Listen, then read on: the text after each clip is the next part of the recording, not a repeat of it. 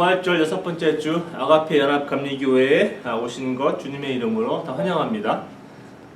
지금은 우리 교동문 30번 시편 67편 말씀입니다. 교동문 30번 시편 67편 말씀입니다. 제가 읽도록 하겠습니다. 하나님은 우리에게 은혜를 베푸사 복을 주시고 그의 얼굴빛을 우리에게 비추사 주의 도를 땅 위에 주의 구원을 모든 나라에게 알리소서. 하나님이여 민족들이 주를 찬송하게 하시며 모든 민족들이 주를 찬송하게 하소서. 온 백성은 기쁘고 즐겁게 노래할지니 주는 민족들을 공평히 심판하시며 땅 위의 나라들을 다스리실 것임이니이다. 하나님이여 민족들이 주를 찬송하게 하시며 모든 민족으로 주를 찬송하게 하소서. 땅이 그의 소산을 내어 주었으니 하나님 곧 우리 하나님이 우리에게 복을 주시리로다. 하나님이 우리에게 복을 주시리니 땅의 모든 끝이 하나님을 경외하리로다. 아멘. 찬송은 510장입니다. 우리 하나님의 진리 등대 1절하고 2절 하시고 그리고 또 우리 설교 끝난 다음에 나머지 3절 우리 찬양하시겠습니다.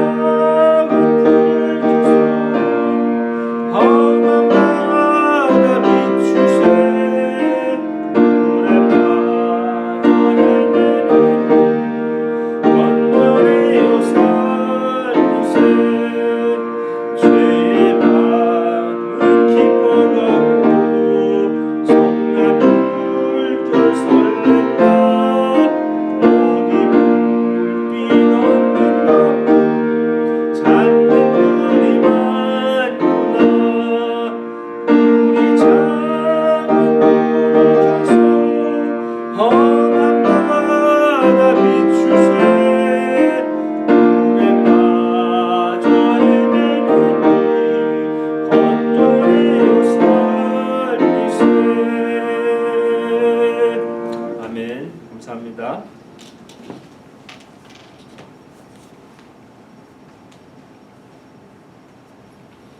우리 하나님의 말씀은 사도행전 17장 보겠습니다. 17장 16절부터 34절까지입니다. 사도행전 17장 16절부터 34절 말씀입니다. 제가 하나님의 말씀 읽겠습니다.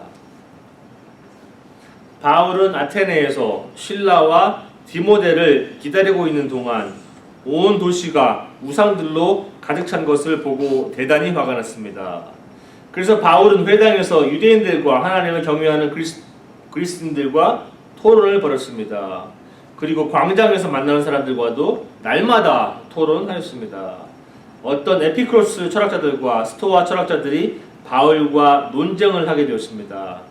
그들 중에 어떤 사람은 이 수다장이가 무슨 말을 하려고 하는가 라고 말하기도 하였고, 어떤 사람은 그가 외국의 다른 신들에 관해서 말하는 것 같다고 말하기도 하였습니다. 이 사람들이 이렇게 말한 것은 바울이 그들에게 예수님과 부활에 관한 복음을 전했기 때문입니다. 그들이 바울을 붙잡아 아레오바구에 있는 시의회로 데려가서 바울에게 이렇게 말했습니다. 당신이 전하고 있는 이 새로운 가르침이 무엇인지 우리가 알아듣기 쉽게 설명해 줄 수 있겠소.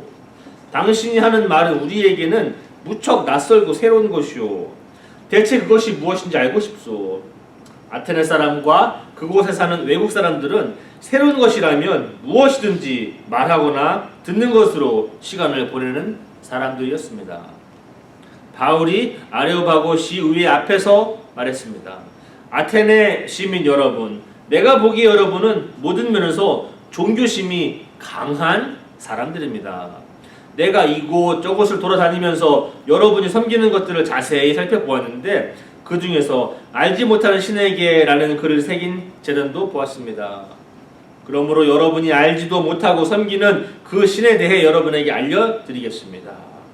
그분은 온 세상과 그 안에 있는 모든 것을 창조하신 하나님으로서 하늘과 땅의 주님이시며 사람이 지은 신전에서 살지 않으십니다.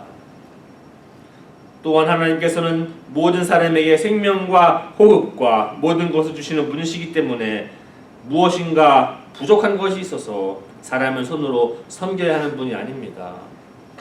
하나님께서는 한 사람으로부터 세계의 모든 인류를 만들어 땅 위에 살게 하셨습니다. 그리고 그들이 살 시대와 지역의 경계를 정해 주셨습니다. 이렇게 하신 것은 사람들이 하나님을 찾기를 바라시기 때문입니다. 사람들은 하나님을 더듬어 찾기만 하면 찾을 수 있습니다. 사실 하나님께서는 우리 각 사람에게서 멀리 떨어져 계시지 않습니다. 우리는 하나님 안에서 살고 있고 하나님 안에서 움직이며 존재하고 있습니다. 시인 가운데 우리는 그분의 자녀입니다 라고 말하는 사람도 있지 않습니까? 우리는 하나님의 자녀이므로 하나님 자신을 사람의 생각으로나 손으로 만들어낼 수 있는 금이나 은이나 돌 같은 우상으로 생각해서는 안 됩니다.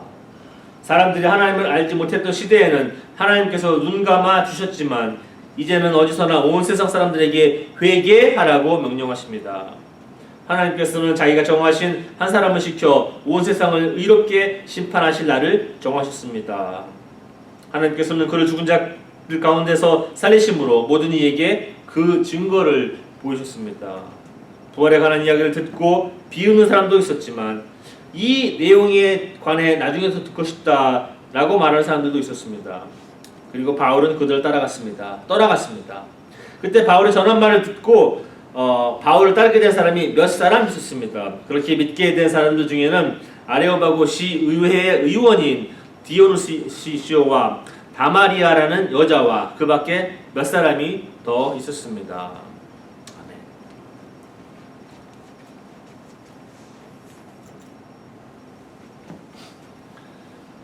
우리 이제 온라인 예배 시작한 지 벌써 2달 정도 됐는데 저희가 어저께 처음으로 우리 찬양 예배 팀이 모여서 어저께 토요일이죠. 연습도 한 1시간 반, 2시간 하고 오늘 예배와 같이 좀 몇 가지 찬양을 좀 올리기 위해서 우리 김범명 집사님 그리고 김세현 집사님 그리고 어저께 주진이도 와서 우리 또 모여서 찬양 연습도 하고 아마 오늘은 찬양이 좀 한 주에 올라가지 않을까 생각하고 있습니다. 너무나 감사하고요. 그리고 오늘 하나님 말씀 전할 거는 제목이 우리 사도행전 우리 17장에서 따온 한 구입니다. 구절인데 뭐냐면은 알지 못하는 신 또는 알려지지 않은 신 이라는 제목으로 하나님 말씀을 한번 전해보도록 하겠습니다. 우리 다음 페이지 한번 주세요. 다음 페이지 주시면 우리 미국에서 그 이제 퓨 연구기관이라는 데에서 설문조사한 자료가 있어요. 아주 최근 건 아닌데 한 3년 전 자료인데 2012년에 한번 조사를 했고 2017년에 조사를 했어요. 그 조사할 때 그 질문이 무슨 질문이었냐면 이런 거였습니다. 여러분들 아마 이쪽에 보실 텐데 질문은 이런 거였어요.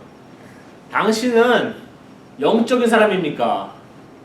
그리고 거기에 달라붙은 말이 그렇지만 당신은 종교적입니까? 아니면 종교적이지 않습니까? 이런 질문들이었어요. 그런데 가만히 이 표를 보시면 아시겠지만 2012년도에는 59%가 나는 영적이다. 그러나 나는 그리고 나는 종교적이다라고 물어봤어요. 그러니까 대답했어요. 그러니까 10명 중 6명이 나는 영적이고 종교적이다. 그러니까 나는 영적이고 교회도 간다. 뭐 아니면 뭐 다른 종교를 믿는다 이런 뜻이겠죠. 6명이. 그런데 5년이 지난 후 2017년에 다시 물어보니까 그 숫자가 아까 6명에서 한 5명도 안 되게 줄어들었어요. 나는 영적이지만 종교적이다 같이. 인원수가 지금 한 10% 이상 줄어들었어요. 그게 무슨 말이냐면 나는 영적이지만 나름대로는 종교적이지 않다라는 사람들이 많이 늘어난 거예요. 쉽게 얘기하면 우리 기독교인으로 따지면 나는 하나님 믿지만 교회는 안 간다는 거예요. 아니면 불교신자면 나는 부처님 믿지만 절에 안 간다는 거예요. 이런 식으로. 네, 그래서 그런 자료가 2017년에 나왔습니다. 우리 여러분들 우리 주변 보시면 다양한 종류의 사람들이 나오죠. 우리 신에 대해서 이런 사람들이 있습니다. 그 agnostics라고 있는데 이 사람들은 불가지론자예요.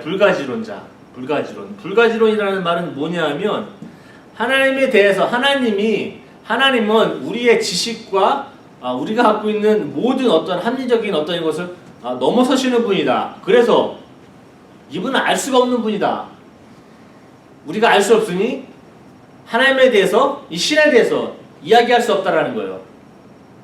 그게 이제 불가지론자, agnostics. 알 수 없다. 하나님은 너무 우리보다 커서 알 수가 없다. 그러니까는 얘기하지 말자. 이런 거예요. 또 하나는 이 무신론자들 있어요. 무신론자.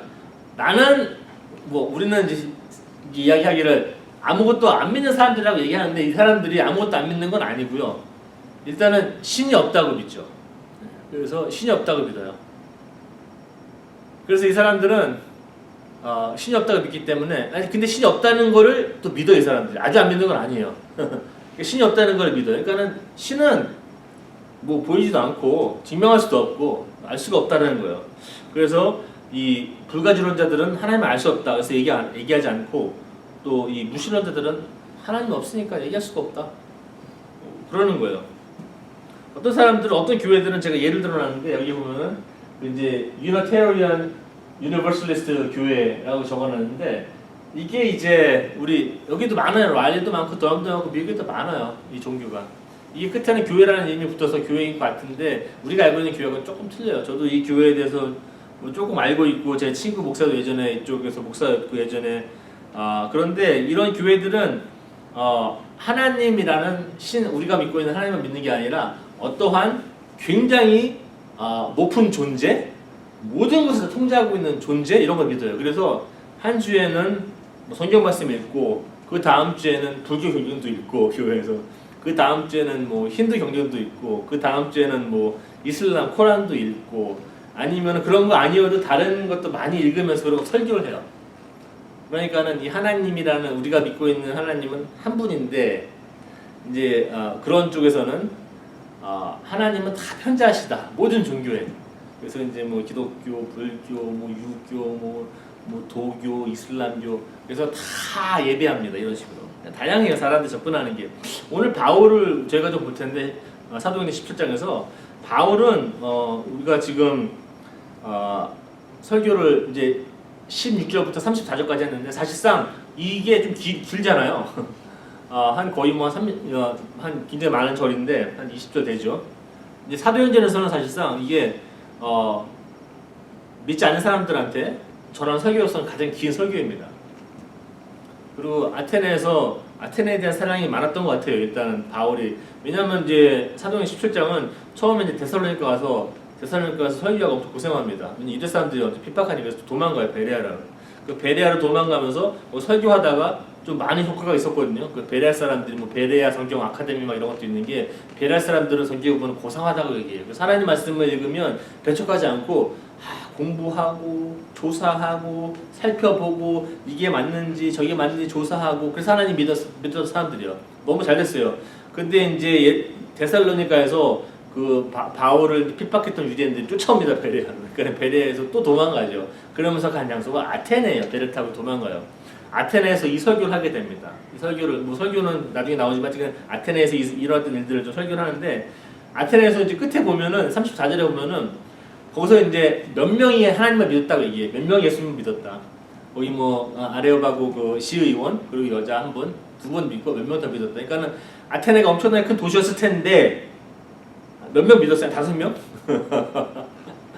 우리가 볼 때 바울이 설교하고 이러면 많이 모일 것 같은데 이 아테네에서는 그렇게 많이 성공을 못한 것 같아요. 한번 보겠습니다. 다음에 이제 그림 한번 보시죠. 그림 사진인데 이 사진은 이제 그 라파엘로 아시죠? 라파엘로. 라파엘로가 1500년대에 그린 우리 바울이 아레바고 시 의회에서 이제 우리 아까 지금 여기 에피큐론이나 아니면 스토아 학파들한테 설파를 하고 설교를 하고 토론하는 장면을 이제 그린 것 같아요. 멋집니다. 뒤에 배경도 좋고 그래요. 다음 페이지 한번 주세요. 우리가 알고 있는 이 아레오바고는 사실상 언덕입니다. 네, 에리아파거스라고 하는 건데 저기 언덕이에요. 그래서 그리스 성지순례 이제 바울 이제 자취를 따라서 쫓아가고 뭐 이러시면 저게 다 보여줘요. 저렇게. 저는 안 가봤습니다. 저도 사진하고 좀 조사를 해봤는데 저기 아레오바고 언덕입니다. 그래서 가만히 보면은 왼쪽 가단에 이제 계단이 올라가고 있어요. 계단이 올라갑니다. 그리고 계단 옆에 이만한 이제 플래크가 있는데 거기에 이제 사도행전이 적혀 있어요. 17장에 적혀 있습니다. 이런 식으로. 그래서 여기서 이제 바울이 설교했다라고 얘기하는 장소예요. 그런데 그 다음 페이지 한번 주세요. 그 다음 페이지 한번 이제 보시면 무슨 사진이 나오냐면 네, 요게 그 이제 플래그입니다. 여기 거기서 이제 사도행전 이제 17장 우리가 지금 읽은 것들이 저기 있어요. 그래서 이제 왼쪽에서 이제 계단 타고 올라갑니다. 그러면 다음 페이지 한번 주시면 이제 제가 이거 찾았는데 우리 한국 분들 올라가서 사진 찍어서 기도하시고 뭐 찬송도 하셨겠죠. 이런 거 가면은 그러면서 이제 또 설교도 하고 뭐 여기서 이제 바울 선생님이 사도행전 17장에서 아테네 사람들한테 에피큐러스 학파하고 스토아 학파한테 설교를 하고 토론하신 장소이다라고 얘기합니다. 그래서 아마 그리스 저기 성지순례 가시는 분들은 바울 성지순례 아마 저런 데 가실 거예요. 그런데 다음 페이지 한번 주십시오. 사실상 바울 시대 때 그 아레오바고라는 그 시 의회는 저 언덕이 아니었습니다. 이제 어떤 분들은 저희가 여기가 정말 바울이 있었던 데인데 사실상 바울 그 시대 때는 아레오바고 시 의회는 저기서 만나지 않았고 가만히 보시면 지도가 보시는지 이쪽에 보십시오. 저기 정중앙에 있는데 커다란 이제 그 아크로폴리스라고 거기에 만신전도 있고 막 그리스 아테네 보면은 아주 그냥 뭐 명물이죠. 커다란 언덕이 여기 아크로폴리스 만신전도 있고 막 그렇잖아요. 거기 서쪽으로 보면은 지금 우리가 보는데 그 언덕이에요. 근데 서쪽에서 북서쪽으로 올라가면은 그 이제 아고라라고 나오는데 그곳에 사실상 시의회 아니면 법정이 바울 시대를 만나고 있었어요.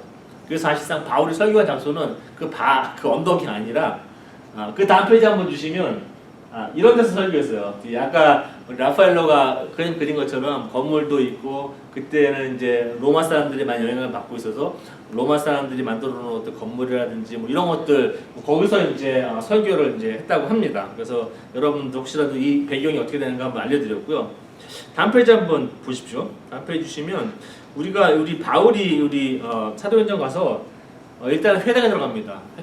회당은 왜인지 아세요? 이제 아테네 회당이 뭔지 아시죠? 회당은 뭐냐면은 이제 예루살렘이 로마 사람들한테 다 파괴당하고 부서지고 유대 사람들이 흩어져요.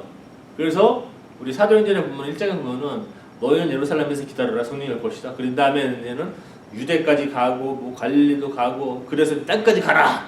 그래서 이제 유대 사람들이 다 흩어져요. 흩어져 살아요. 아테네도 흩어져 살았던 것 같아요. 그러니까 회당이 있었겠죠.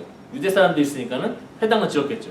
거기서 예배도 드리고 성경 공부도 하고 애들 교육도 시키고 뭐 모여서 저녁도 먹고 점심도 먹고 이렇겠죠. 서로 이제 커뮤니티 센터처럼 거기서 이제 또 설교합니다. 그리고 그것도 안 되니까 이제 성경에 보니까 아까 그 광장에 나가서 설교했다. 만나는 사람 모든 사람들과 토론했다. 그러니까 아테네 사람들은 토론하기를 좋아하는 것 같아요. 특히 아까 이제 우리 성경에 이야기했지만 아테네 사람들은 뭔가 새로운 아이디어가 있다. 그럼 알고 싶어요. 그래서 바울한테 더 얘기해달라고 막 그러잖아요. 그러니까는 거기 사는 사람들이나 거기 사는 외국인들이나 이 새로운 것들을 보면 너무 좋아하는 사람들이에요. 어떤 유행 같은 거 이런 것들 그런 것도 알고 싶어하는 사람들인데 그런 사람들하고 계속 이야기를 합니다. 그래서 이제 그 아레오바고라는 그 시의회 그게 뭐냐면은 그 아레오바고는 그 당시 때 문화, 뭐 교육, 지적인 거, 정치적인 거, 법적인 거의 모든 중심지입니다. 그러니까 쉽게 얘기하면 의회예요, 의회. 여기서 모든 결정을 내리는 데요. 그런 데에서 엄청나게 똑똑한 사람들이 부르는 거예요. 바울, 네 얘기 한번 들어보자. 근데 그 전에는 그랬죠. 이 수다쟁이가, 우리는 수다쟁이인데 또 다른 성경을 읽어보면 이 말쟁이가 도대체 뭐라고 그러는 건가? 막 이런 식으로 얘기합니다. 근데 이 말쟁이라는 말이, 수다쟁이라는 말이 이 그리스 말로 보면은 이 새가, 참새가 먹이를 찾아다니는 거예요.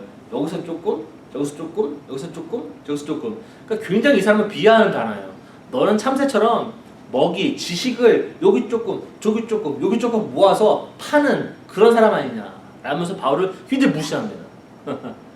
그러면서 이 사람들이 오해를 해요. 성경을 보시면 알겠지만 이 사람들이 외국 신들 좀 전하는 것 같다. 외국 신에 대해서. 근데 예수님도 전하고 부활도 전하고, 우리는 예수님하고 부활은 예수님 부활하신 거잖아요. 근데 그 당시 때 이 똑똑한 사람들이 듣기에 예수님, 예수 사람이에요. 근데 부활은 아나스티스. 근데 아나스티스가 이제 그리스 말로 부활의 뜻인데 이 말을 듣고, 이 단어를 듣고 이게 신인 줄 알았어요. 신. 왜냐면 이 단어는 여성 명사예요. 그러다 보니까 예수님도 신이고 부활도 신인가 보다. 그래서 더 알고 싶어 했던 거예요. 이 사람들이 무식한 사람들이 잘 모르니까. 하여튼 그러면서 이야기가 시작이 됩니다. 그러면서 아레오바하고 법정에 불러서 이야기를 나눠요. 아주 뭐 공식적인 어떠한 무슨 모임은 아닌 것 같은데 하여튼 거기서 이제 조금 릴렉스하게, 좀 인포멀하게 만나서 이야기를 합니다. 네, 그러면서 이 사람들한테 이야기를 하죠. 우리 바울이 22절에 보면은 아테네 사람들, 당신들은 정말 종교심이 강한 것 같습니다. 왜냐면 내가 돌아다니면서 자세히 보니까, 아테네 와서 보니까 신전들이 그렇게 많고 제단들이 그렇게 많은데 그 중에 한 제단에는 알려지지 않은 신에게 라고 하는 제단도 있었습니다. 정신들은 정말 이 신을 향한 그 두려움, 공경하는 마음이 많은 사람들입니다 라고 이야기합니다. 얼마나 많았는지, 그 신들이 얼마나 많았겠습니까, 그리스에. 왜냐면 그리스 사람들은 정말 신이 많아요. 지금도 그리스 신들이 엄청 많잖아요. 뭐 제우스도 시작했고 무슨 신이 너무 많아요. 무슨 뭐 포세이돈 하여튼 신이 말도 못하게 많아요. 그 주신들이 많아요. 뭐 태양이, 달신이 무슨 이런 식으로 해서 많습니다. 그리고 그 밑에 좀 등급이 낮은 신들도 엄청 많아요. 그거는 그리스뿐만이 아니라 뭐 고대 근동 마찬가지예요. 신이 그렇게 많아요. 그 많은 신들한테 다 커다란 신전을 지어주는 거예요. 우리 교회처럼 이렇게 지어주는 거예요. 그래서 제사 지내고 그러는 거예요. 그리고 혹시라도 우리가 모르는 신이 있을까봐 알지 못하는 신에게 라고 하는 그런 재단도 만들어서 혹시라도 우리 신들 화나게 하지 않게 막 이런 식이었어요. 거기가 너무, 그러니까는 거의 뭐 그냥 범신론 이런 거예요. 범신론 이런 거 아시죠? 그 팬티즘이라고 모든 것은 다 신이다. 뭐 태양도 신이고 달도 신이고 화성도 신이고 바다도 신이고 산도 신이고 음악도 신이고 미술도 신이고 뭐 문학도 신이고 뭐 다 신이에요. 다 그 건물 하나씩 지어줘야 돼요. 그 신의 그 정도의 크기에 따라서.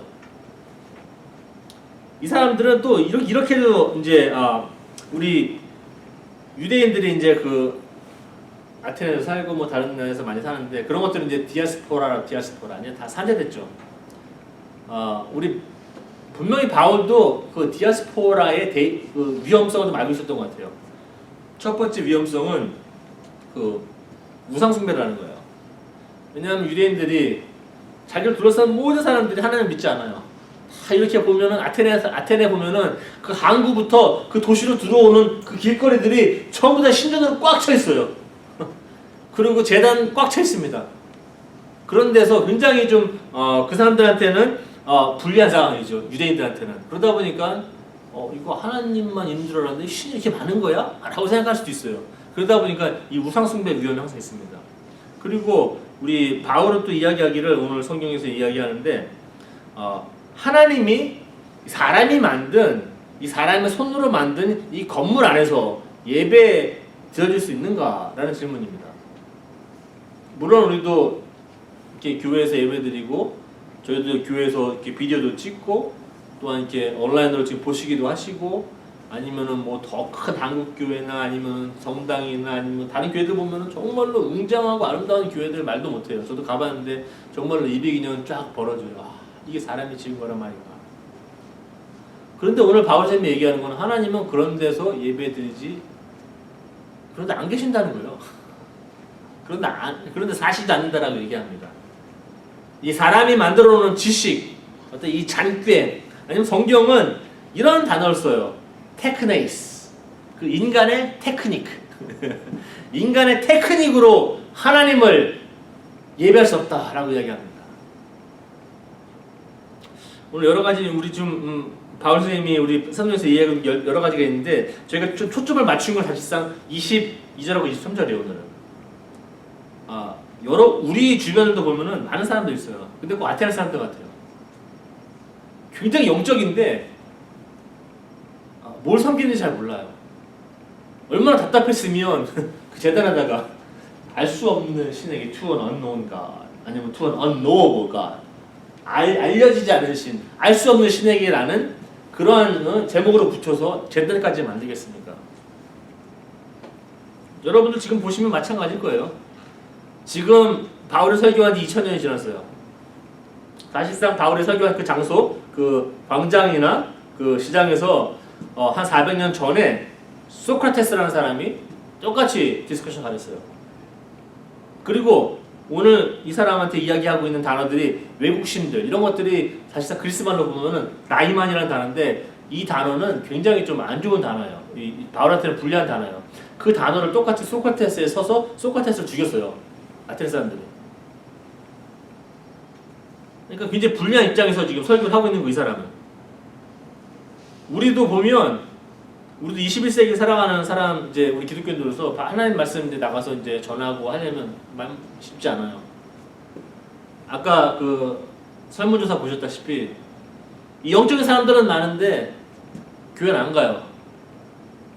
꼭 교회만이 아니라 자기 종교가 없어요. 자기는 영적이라고 생각해요. 근데 50% 미만이죠. 그러니까 한 48%가 나는 종교는 없지만 난 굉장히 영적이라고 생각합니다. 그런 사람들이 많아요. 말리에도 많아요. 기독교인들, 한국 사람들도 많이 있어요. 나는 영적인데 교회는 안 가. 이런 사람들 많이 있습니다. 보겠습니다. 알려지지 않은 신들이 무엇이겠습니까? 우리 예전에 공산주의는 공산주의를 신격화합니다. 얘는 레닌, 이런 사람들 공산주의를 신성하다 얘기했어요. 왜 그러냐면 우리 북한을 보면 알아요. 북한도 그렇게 김일성, 김정일, 지금 그 다음에 김정은 거기 이제 체어맨이죠. 그런 사람들을 신격화합니다. 동상도 만들어 놓고 막 그 사람의 생가대를 만들어 놓고 계속 방문하고 정말 우리 뭐 성지순례 가는 것처럼 이 사람들 신격화해요. 그 사람들도 공산주의도 아는 거예요. 이거 신격화해야 된다는 걸 아는 거예요. 그 종교처럼 만들어야 된다는 걸 아는 거예요. 이 사람들을 컨트롤하려면. 세상의 모든 박물관에 가도 이 신에 대한 인간에 대한 이 생각들 열망들이 많아요. 저도 2월달에 그 루브르 박물관도 갔다 오고 영국에 있는 영국 박물관도 갔다 오고 런던에 있는 거 제가 엄청 좋아하는데 그런데 가보면 전부 다 그런 거예요. 물론 제가 그런 걸 보고 왔지만 순 고대 근동 그리스 로마 전부 다 신들이에요. 꽉 찼어 정말. 이 온 세계 사람들은 이 종교심으로 정말로 가득 차 있어요. 신이 없다고 하는 무신론자들도 뭔가는 믿어요. 신이 없다고 하는 그 자체는 믿어요. 되게 이상하죠. 뭔가는 믿어요. 사람은 믿어요 항상. 그러니까 신이 없다고 하는 것 자체가 신이겠죠 그 사람들한테는. 일본 신이 몇 개 된답니까? 신들이 몇십만 개, 70만 개인가, 100만 개인가? 일본에 가면은 이런 여기에도 신이 있고 단추에도 신이 있고 문고리에도 신이 있고 문에도 신이 있고 다 신이 있어요. 신이 몇십만 개라, 그러니까 물건 개수만큼 많은 거예요 신이. 거기서 써있겠죠. 혹시라도 뭔가 우리도 뭐 놓쳤을까봐 우리가 알지 못한 신에게 대한 재단도 있을 수도 있어요. 일본에도. 우리나라 한국 어떻습니까? 한국에도 특히 한국 그 역술인들 아시죠? 역술인들 무당부터 시작해갖고선 점 보는 사람들 엄청 많잖아요. 그런 사람들이 한 50만 명이 넘는데요. 자 보니까 50만 명이. 근데 목사님들은 20만 명 좀 넘는데요. 그러니까 목사님들이 교회가 이렇게 많다고 하는데 사실상 한국은 역술인들이 훨씬 더 배가 더 많대. 배가 더 많죠. 또 한국 어떻습니까? 아름다운 여배우 나오면은 뭐라 그럽니까? 한국말로 여신이 강림했다. 거의 신격화 시킵니다. 유명 연예인들 뭐 유재석 씨, 뭐 강호동 씨, 뭐 거의 다 뭐 아주 그 별명들이 있죠. 뭐 강호동인데 저도 이제 이거 찾아보면서 보니까는 갓호동, 갓 아시죠? 갓호동. 그리고 유재석도 뭐 하나님이 아니라 유느님, 하느님, 유느님 이런 식으로. 스포츠 스타들 말도 못하죠. 아이돌, BTS 거의 뭐 하나님이라고 동급일 거예요. 많은 사람들한테는 그렇게 높은 사람들이에요. 다 신격화시켜요. 오늘 바울이 얘기하고 있는 거는 당신들이 모르는 그 신들을 내가 오늘 알려주겠다라고 얘기합니다. 대단한 사람이에요, 이 사람이. 당신들이 알지 못하는 그 신을 나는 오늘 여러분들에게 알려주겠다 하면서 이야기를 꺼냅니다. 그러면서 이 사람이 그냥 막 하지 않아요. 우리 한국에는 오래전에 이런 분들 많이 계시잖아요. 하나님을 사랑하는 마음으로 뭐 이제 펜만 들고 다니면서 예수천당 불신족 이러시면서 주변의 사람들은 아무 생각도 안 하고 이 사람이 어떻게 생각하고 있는지 오히려 그런 것들 그 사람들한테 삶에 많이 방해가 되고 힘들고 전철역관에서 이것도 이거 하고 돌아다니시고 막 그러면 사람들한테도 많이 불편해요. 보는 것도 불편하고 시끄럽고 막 옆 사람도 생각 안 해요. 열심히 하셨는데 오늘 바울이 고른 방법은 아닙니다. 바울은 굉장히 좀 머리를 썼어요. 그래서 오늘도 그리스 사람들의 어떤 문학가, 시인들 이런 사람들이 썼던 거를 인용을 하면서 써가요. 첫 번째는 당신들은 정말로 종교심이 정말 많다. 난 정말 존경한다. 이렇게 신년도 많고 재단도 많고 나 이런 데 처음 와봤다 정말로 막 그러면서 정말 당신들은 대단한 사람들이다. 그런데 당신이 모르고 있는 그 신을 내가 오늘 설명할 건데 당신이 써놨던 그 당신들의 문학가 무슨 이제 오늘 2명 정도 나오는데 사실상 우리가 읽은 성경에는 이제 코테이션 하나뿐이 안 나와요. 근데 다른 성경에서 보면 원래는 다 2개예요. 이런 것들이 우리는 하나님 안에서 살고 움직인다는 그러한 코테이션이고 또 하나는 우리는 그 사람들의 자녀들이 아닌가라고 하는 무슨 코테이션이 나오는데 우리는 좀 쉬운 성경이 있다 보니까 그런 것도 많이 놓쳐요. 하여튼 그러면서 말씀드리는 거는 하나님이 벌써 네 안에 계시다. 그분은 예수님을 통해서 오셨다라고 얘기합니다. 예수님께서 사셨고 예수님의 가르침, 예수님의 죽으심, 예수님의 부활. 근데 오늘 이상하게도 바울은 예수님 얘기를 안 해요. 끝까지. 좀 특이합니다. 바울은. 보통은 바울은 예수님 얘기를 처음부터 끝까지 하는 사람인데 이 사람은 예수님의 예자도 안 끊어요. 그 끝에 가서 이렇게 해줘. 그 사람. 하나님이 선택한 그 사람. 그 사람이 나는 오늘 스케줄 준다. 얘기합니다. 그 사람이 하나님께서 그 사람을 통해서 세상을 심판하시고 이제 뭐 정의로 심판하실 것이라고 얘기하는데 예수님에 대해서는 전혀 이야기를 하지 않아요. 이상하게 오늘은 보겠습니다. 우리 바울은 자기 주변에 있는 문화나 뭐 그들이 사용하고 있는 친근한 것들을 사용해서 그 사람들에게 접근합니다. 그 사람들 써놨던 문학이나 시나 시인들이나 문학가들이나 아니면 그 사람들이 갖고 있는 어떤 종교 심이나 이런 것들을 갖고 접근합니다. 이제 좀 현명한 것 같아요. 저도 하나님 말씀 모르는 사람들한테 가서 예수천당, 불신지옥 저도 이거 안 합니다. 오히려 그 사람하고 나하고 나의 접점이 무엇인가 찾으려 노력하죠. 그래서 접점이 생기면 이야기할 수 있는 기회가 생겨요. 그래서 그 사람 이야기 들어보고 제 이야기도 하고 그 사람이 믿고 있는 것이 무엇인지 제가 믿고 있는 것이 무엇인지 서로 얘기도 나눠요. 가장 자연스러운 방법 같아요. 개인적으로도 그렇고 교회적으로도 그렇대요. 교회적으로도 그렇습니다. 우리 아가페 교회도 마찬가지로 우리 주변에 있는 사람들하고 접점을 찾아야 돼. 나름대로 접점을 찾아서 하나님을 나름 소개할 수 있는 자연스럽게 소개할 수 있는 너무 인위적으로만 하는 게 아니라 이거 들고 나가서 이거 하는 게 아니라 자연스럽게 이 사람들이 뭐 의심된다 이런 게 아니라 정말로 제가 그 사람들한테 삶에 관심이 있어서 그 사람들의 이야기를 듣고 싶어서 그 사람들의 삶을 어떻게 사는지 정말 내가 알고 싶고 들어가고 싶어서 그 사람들이 정말로 여기는 진짜다. 이 사람들은 정말로 나의 삶에 관심이 많구나 라고 하는 것들을 보여주는 거예요. 그러면서 우리 나름대로는 그걸 우리는 바울 선생님이 했고 그리고 저도 그리고 아가페 교인들도 또 아가페 교회도 그런 식으로 우리가 하나님 말씀을 좀 전해야 된다라고 우리 지금 바울 선생님을 좀 이야기하고 있는 것 같아요. 바울 선생님은 또 오늘 이렇게 얘기합니다. 하나님께서는 우리를 만들어 놓으셨는데 만들어 놓으셨기 때문에 하나님과 우리는 불가피하게 연결이 됐다는 거예요. 불가피하게 연결이 돼 있다. 연결될 수밖에 없다. 그러니까는 자녀하고 부모 관계예요. 뭐 뗄래야 뗄 수가 없죠.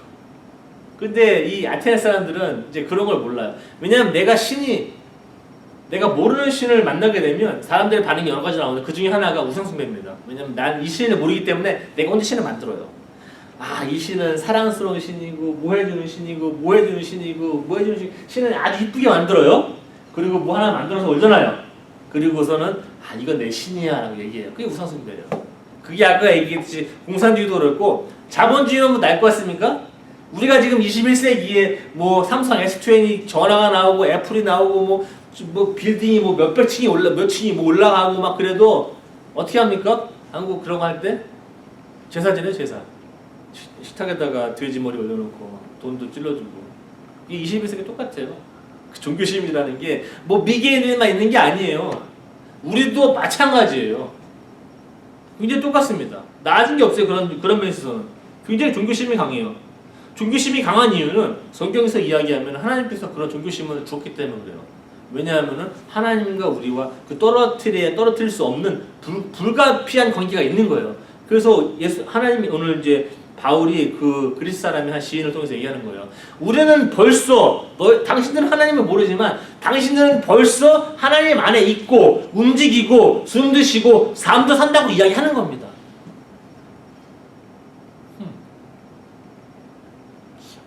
저는 예수 바울 선생님 좋아해요. 저도 이렇게 생각하거든요. 하나님 뭐 여기 십자가 만들어 놓고 이거 하고 귀걸이 만들고 오늘 바울 선생님이 분명히 얘기해요. 그런 거 하지 말아라. 하나님이 그렇게 예배드릴 수 있는 쉬운 대상이 아니다. 만약에 하나님이 내가 상상해서 만들어서 섬긴다면 그건 더 이상 신이 아니고 그리고 신이 내가 무슨 재물을 드렸는데 이거는 너무 좋아 너무 사랑스러워 저런 재물 드렸는데 저건 싫어해. 그게 신입니까? 그것도 신도 아니에요. 그러니까 우상숭배는 신이 아니에요. 우리 아까 처음 시작했죠. 불가지론자들 에그나스틱스. 하나님 어떻게 우리가 알 수 있냐? 알 수가 없다. 그래서 어떤 사람들은 명상만 매일 해요. 명상만 계속. 그러니까 양극이에요. 한쪽은 내가 원하는 신을 만들어내려고 하고 한쪽은 모르기 때문에 계속 안에만 들어봐요. 명상만 하죠. 신비주의자들. 잘못된 신비주의자들. 다 그런 건 아니에요. 양극을 달려요. 오늘 바울은 그 중간 지점을 좀 얘기하고 있는 것 같아요. 중간 지점. 그 우상숭배와 그 불가지론자들의 중간 지점. 그래서 오늘 하나님을 설명하고 있는데 저한테는 저한테도 그렇고 아가페 교회한테 너무 좋은 이유가 우리 마지막에 우리 바울이 이렇게 나름대로 결정을 이제 이렇게 결론을 내리는데 그래서 하나님께서는 여러분들한테 회개하라고 그러신다. 회개. 제가 회개 여러 번 말씀드려서 여러분 다 아시겠지만 제가 또 말씀드리면 너무 중요해서 그래요. 회개는 메타노에오 동사형이 회개하다 아니면 회개 메타노에인 그 단어가 두 개 합쳐진 거예요. 메타노에오 아니면 노에인이라는 뜻이에요. 메타는 뭐냐면은 우리 영어에도 있어요. META 우리 할 때 뭐 형이 상학이다 뭐 메타피직스 할 때 메타라는 단어 써요. 근데 이 메타라는 단어는 이 그리스 말로는 with 함께하다 라는 뜻이에요. 그리고 아니면은 after 뭐 후에 이런 뜻이에요. 노에오는 생각하자는 뜻이에요. 그러면 이거는 나중에 후에 그리고 여기는 생각하다. 이게 우리 번역을 하면 회개하다라고 번역을 해요.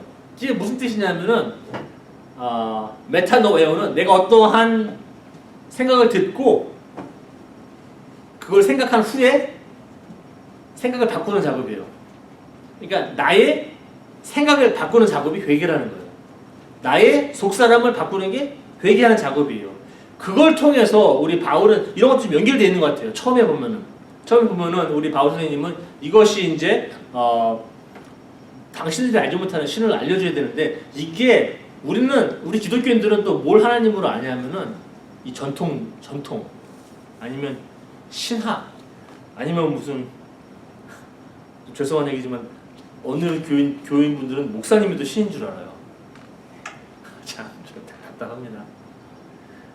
교회 생활에 10년, 20년, 저도 30년, 40년 지금 47년째 하고 있는데 저도 지금 목사지만 참 제가 얼마나 부족한 건지 알고 있습니다. 참 믿음 우리 훌륭하신 어떤 성도님들에 비하면 저는 뭐 될 것도 아니죠. 교회 지어놓고 교회가 신인 줄 알아요. 똑같이 아테네 사람들도 신전 지어놓고 그게 신인 줄 알아요. 신이 거기 사는 줄 알아요. 우리도 교회 지어놓고 11시에 하나님이 여기 나타나는 줄 알아요. 그리고 11시, 12시 딱 끝나면 집에 가면 여기 안 계셔. 하나님.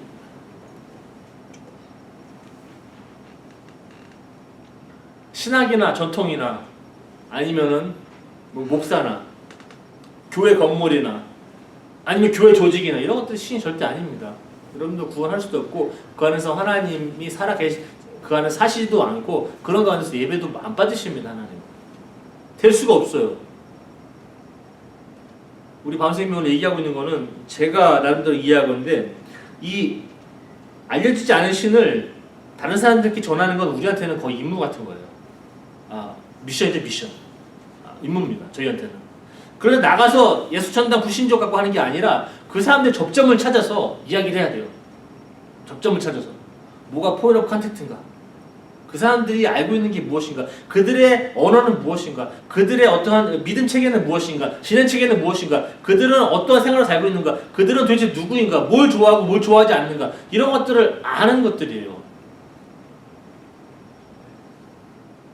그런 것 없이 우리가 하나님 말씀 전할 수 없습니다.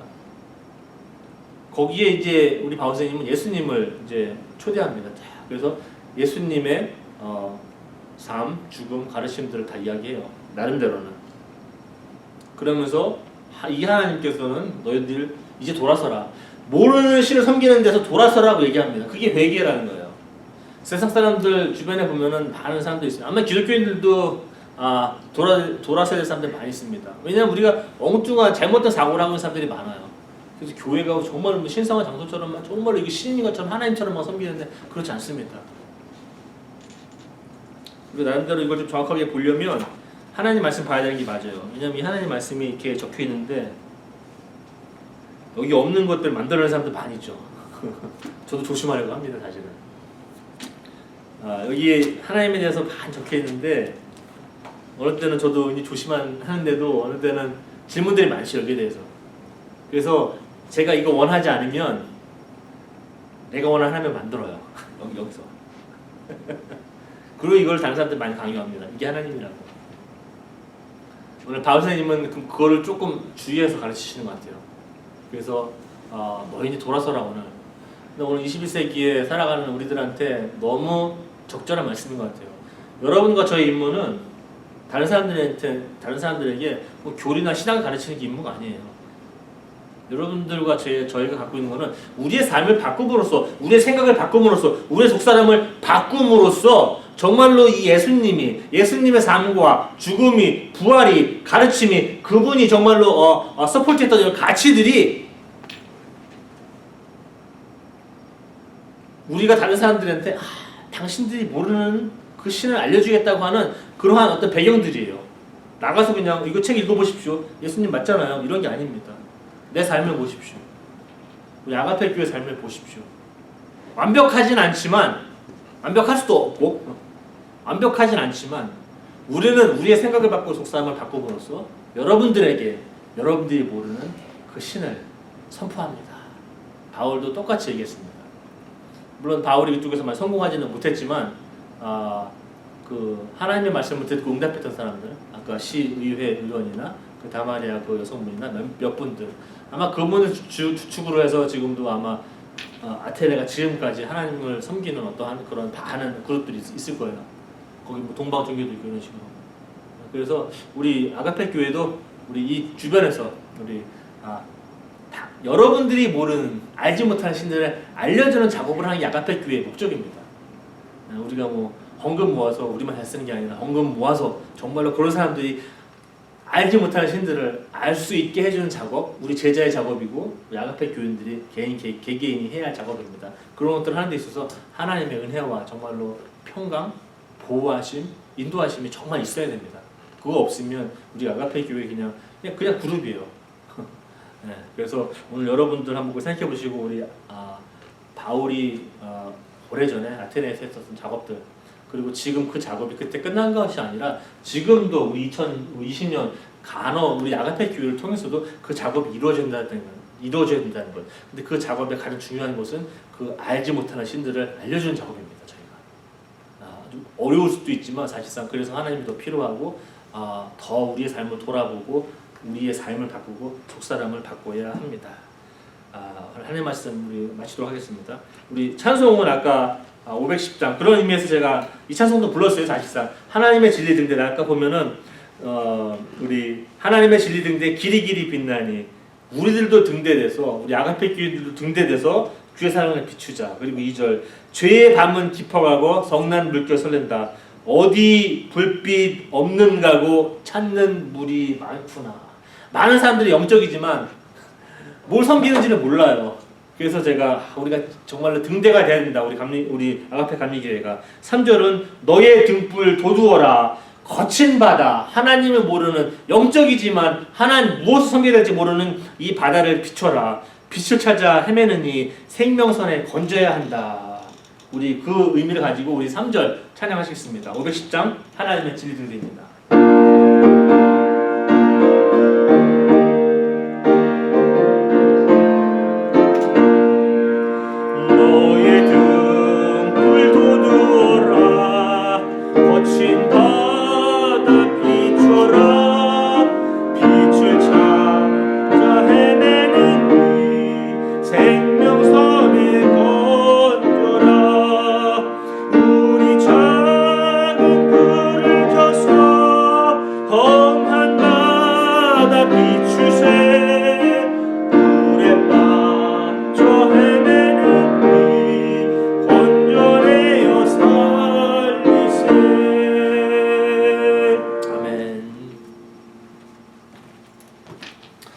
축도합니다. 우리 바울 선생님의 말씀 오늘 꼭 기억하시기 바랍니다. 내가 오늘 당신들이 보는 그 신을 선포하겠습니다. 우리 아가페 교인들도 이 가너에서, 랄리에서, 도람에서, 캐리에서, 아니면 웨이카운에서, 아니면 노스캐롤라인에서 많은 사람들이 알지 못하고 섬기는 신들, 그 신들을 알려주는 작업 하셔야 합니다. 그 일을 하실 때 예수님의 은혜와 하나님의 사랑과 성령님의 인도하시고 교통하시고 보호하시고 함께하심이 여러분을 떠나시지 않기를 간절히 축원합니다.